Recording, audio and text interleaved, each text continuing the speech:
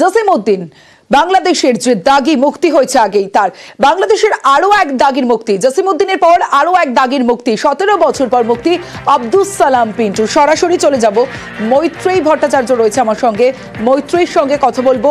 মৈত্রেয়ী, 17 বছর পর মুক্তি আব্দুস সালাম পিন্টুর, একের পর এক দাগির যে মুক্তি হচ্ছে সেটা কতটা তাৎপর্যপূর্ণ?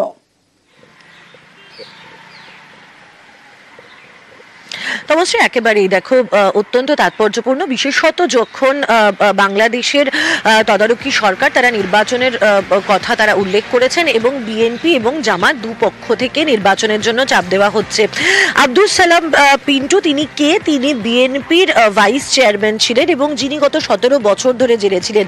কি অভিযোগ ছিল তার বিরুদ্ধে? যে তিনি 2004 সালের অগস্ট মাসে আওয়ামী লীগের একটি সমাবেশে গ্রেনেড হামলা করিয়েছিলেন এবং সেখানকার অন্যতম অভিযুক্ত ফাঁসির সাজা তার হয়েছিল। এমন একজন ব্যক্তি যার ফাঁসির সাজা হয়েছিল, তাকে তার ফাঁসির সাজা রদ হয়েছে ইতিমধ্যেই। শুধু সেটাই নয়, তার সঙ্গে সঙ্গে তাকে জামিনও দেওয়া হয়েছে আদালতের তরফ থেকে। সেই জায়গায় দাঁড়িয়ে তাকে মুক্তি দেওয়া, অর্থাৎ কোথাও একটা গিয়ে রাজনৈতিকভাবে বিএনপি এবং জামাতের আগে আমরা দেখেছি জসিমউদ্দিন তিনি ছাড়া পেয়েছেন, ফলে কোথাও গিয়ে যত নির্বাচন এগিয়ে আসছে জামাত এবং বিএনপি তারা প্রত্যেকেই নিজের নিজের শক্তি বাড়ানোর জন্য যে সমস্ত প্রভাবশালী তাদের নেতারা জেলবন্দি ছিলেন এবং বিভিন্ন অভিযোগে এবং বিভিন্ন সিরিয়াস অভিযোগে যারা অভিযুক্ত ছিলেন তাদেরকে বের করে আনার কৌশল তারা চালাচ্ছেন, যাতে নির্বাচনে তাদের গুটিটা আরো কিছুটা শক্ত হয়, যেটা রাজনৈতিকভাবে বাংলাদেশের জন্য অত্যন্ত তাৎপর্যপূর্ণ। এবং ভারতের তরফ থেকে যদি বলা হয় তাহলে দিল্লি কিন্তু এই গোটা ডেভেলপমেন্টের দিকে তীক্ষ্ণ নজর রাখছে। তার কারণ এর আগেও দেখা গিয়েছে যে একাধিক এই ধরনের নেতৃত্ব যারা জেল থেকে বেরোচ্ছেন তারা ভারত বিরোধী একাধিক মন্তব্য তারা করেছেন। ফলে সেই জায়গায় দাঁড়িয়েও ভারতের ওপর যাতে কোনো রকম ভাবে কোনো সমস্যা সৃষ্টি না হয় এদের মুক্তির ফলে, ভারত সেই দিকটাতেও নজর রাখছে। তমশ্রী, বেশ মৈত্রেয়ী, আশা করি, আমি দোয়া করি আমাদের প্রিয় নেতা শহীদ রাষ্ট্রপতি জিয়াউর রহমানকে পরম করুণাময় আল্লাহ তাআলা বেহেশতে নসিব করুক। আমি বিশ্বাস করি যেভাবে এই স্বৈরাচারকে আপনারা উৎখাত করেছেন, আগামী দিনে তারেক রহমানের নেতৃত্বে আমরা নতুন বাংলাদেশ গড়ার প্রত্যয়ে বাংলাদেশ থেকে একের পর এক নেতার ফাঁকা হুমকি চলছেই, ভারত বিদ্বেষ চলছেই, এবার ভারতকে গুঁড়িয়ে দেওয়ার হুমকি বিএনপি যুব নেতার। পার্শ্ববর্তী রাষ্ট্র ভারত এই খুনি হাসিনাকে আশ্রয় দিয়েছে, তাদের উদ্দেশ্য ভালো না।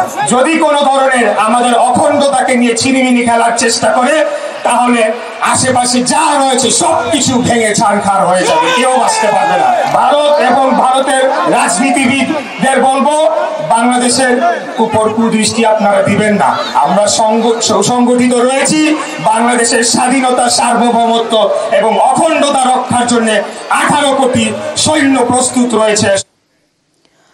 ভারত বিদ্বেষের তোপ ক্রমশই জোরালো হচ্ছে। বাংলাদেশের তদারকি সরকারের প্রধান উপদেষ্টা মোহাম্মদ ইউনূস যতই ভারত বিরোধিতার কথা অস্বীকার করুন, বিএনপি নেতাদের একের পর এক মন্তব্য ভারত বিরোধিতা সুরই জোরালো করছে।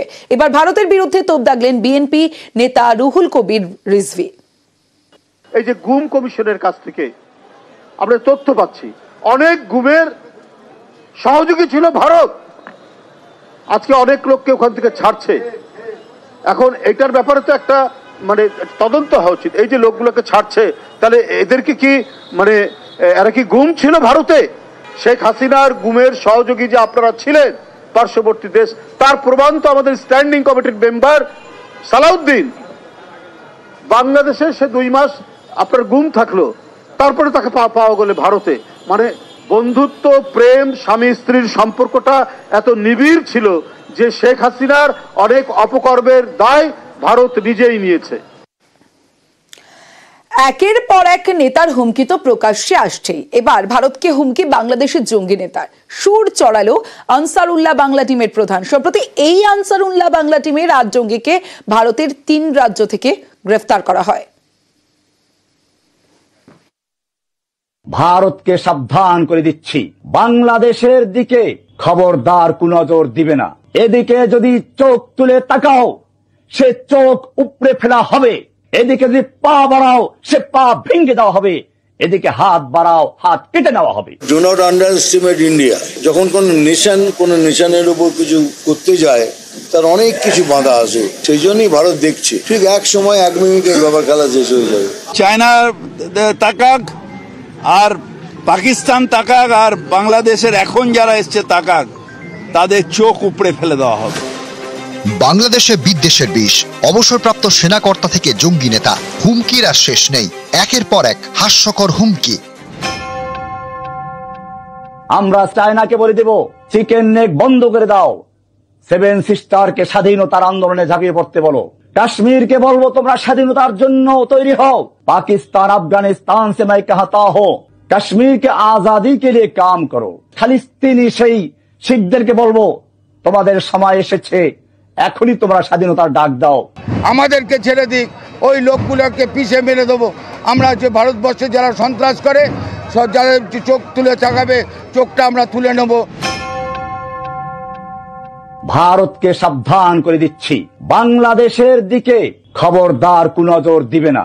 এদিকে যদি চোখ তুলে তাকাও সে চোখ উপড়ে ফেলা হবে, এদিকে যদি পা বাড়াও সে পা ভেঙে দেওয়া হবে, এদিকে হাত বাড়াও হাত কেটে নেওয়া হবে। জসিমউদ্দিন রহমানীকে নিয়ে বাড়াবাড়ি করো না। জসিমউদ্দিন রহমানী বাংলাদেশে জঙ্গি সংগঠন আনসারুল্লাহ বাংলা টিমের প্রধান। সম্প্রতি ভারতের 3 রাজ্য থেকে এই জঙ্গি দলের 8 জনকে গ্রেপ্তার করে অসম পুলিশ। পশ্চিমবঙ্গ থেকে 2 জন, অসম থেকে 5 জন এবং কেরল থেকে 1 জন। কেরল থেকে ধৃত এটিবি জঙ্গি মোহাম্মদ শাহ রাডি ওরফে শাব শেখ, সে বাংলাদেশের রাজশাহী বাসিন্দা। আনসারুল্লাহ বাংলা টিমের প্রধান জসিমউদ্দিন রহমানের নির্দেশেই সে ভারতে ঢোকে। রহমানী দীর্ঘদিন জেলে ছিল, গত অগস্টে বাংলাদেশে পালাবদলের পরই ছাড়া পেয়ে যায়। তারপরই শুরু হয়েছে ভারত বিরোধী কার্যকলাপ।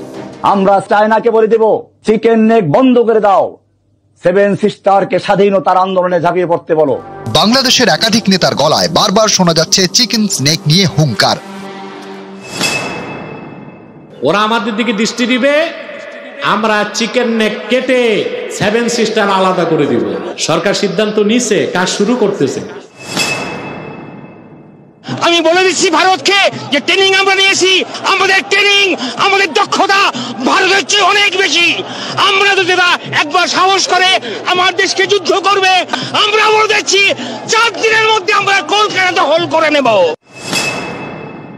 মোদী সাহেবকে বলবো বাংলাদেশের বিরুদ্ধে অবস্থান গ্রহণ করেন না, বাংলাদেশের সাথে পাঙ্গা দিলে এটা খুব কস্টলি হবে। অ্যাটম বোমার ভয় দেখায়েন না, নিউক্লিয়ারের ভয় দেখায়েন না। আমাদের অনেক বন্ধু রাষ্ট্র আছে যাদের কাছে নিউক্লিয়ার বোম আছে এবং তারা দিতে রাজি আছে।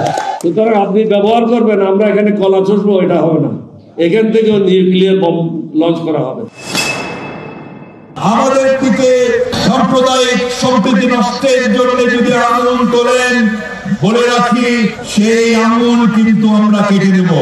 রাফেল বিমানের ভয় দেখায়, আরে ভাই আছে কয়টা রাফেল বিমান? রাফেল বিমান নাকি বাংলাদেশে আসলে আমরা নাকি টয়লেট করব? তাহলে বোঝেন আমাদের টয়লেট করতে রাফেল বিমান লাগে। নিউজ 18 বাংলা।